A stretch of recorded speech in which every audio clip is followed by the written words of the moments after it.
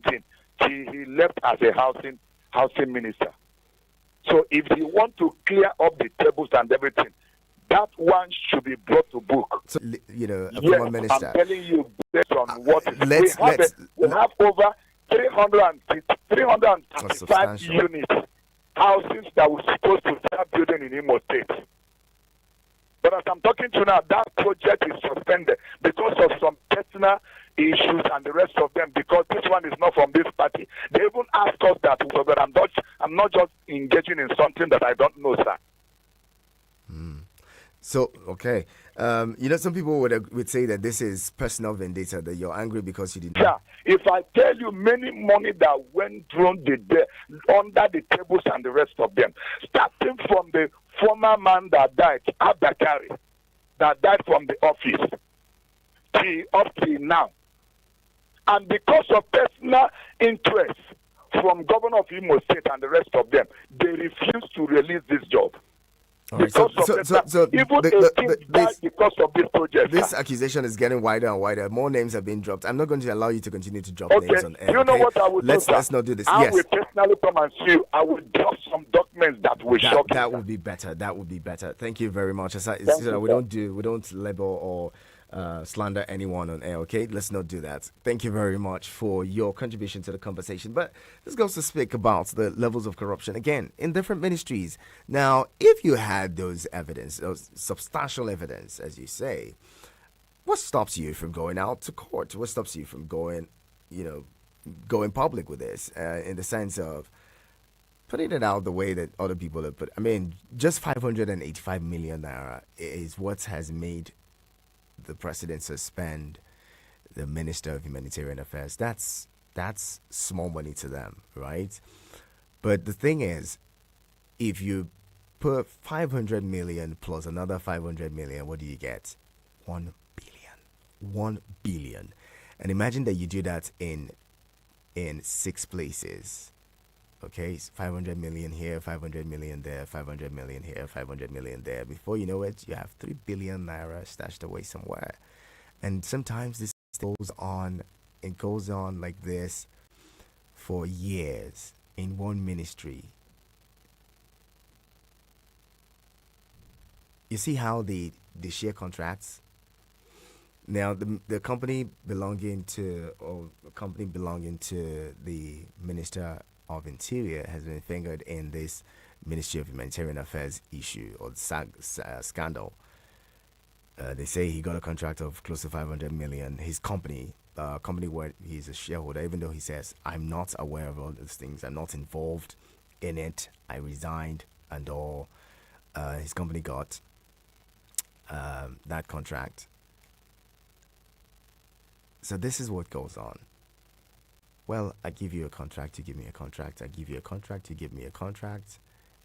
It doesn't matter whether the contract is done, whether it's the project is completed or not. We just give ourselves contracts to compensate each other. So 500 million goes from this ministry to the next. Another 500 million goes to this, from this minister to the other, and then it just goes on and goes on and goes on. It gets really complicated. You really can't tell how the monies disappear. But then you know that in the budget, so and so trillion was budgeted for this.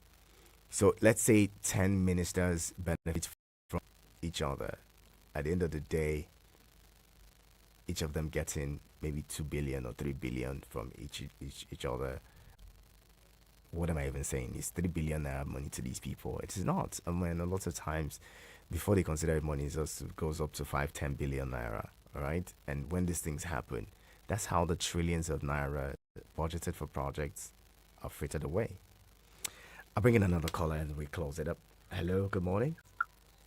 Hello, okay, so this is Omotayo calling from Galadima. Mr. Omotayo, I'm glad you're here. here. Doctor, if I'm to be sincere, I have not much interest in the trial of Dr. Betta Edu, if you understand. Mm-hmm. But if we are to be sincere, if the government is to be sincere and he knows he wants to really fight corruption, a former governor just a few days ago came out to say that he sponsored single-handedly, the government sponsored all the tickets, not even one left in the state. Former governor of the state, he sponsored all by the government through the government post. And then the has not in any wise picked him. The president has not suspended him. And you say if you want to fight it, please fight it holistically. Stop fighting it one-sidedly. It is yes. It doesn't reflect sincerity when one person does a thing, we do as if we did not hear, and then another person does another, then we raise it up. Of course, it will begin to look like somebody set her up. You understand? So that's what I'm saying. The government knows you want to fight corruption. Please fight it holistically. All right. The EFCC should be going after 2 ministers right now, not just one. Thank you so much. Thank you very much. Thank you very much. And with that message, or rather with that call, we'll just take this final message from Oganamano. He says, thank you very much, Mr. Oganamano Austin.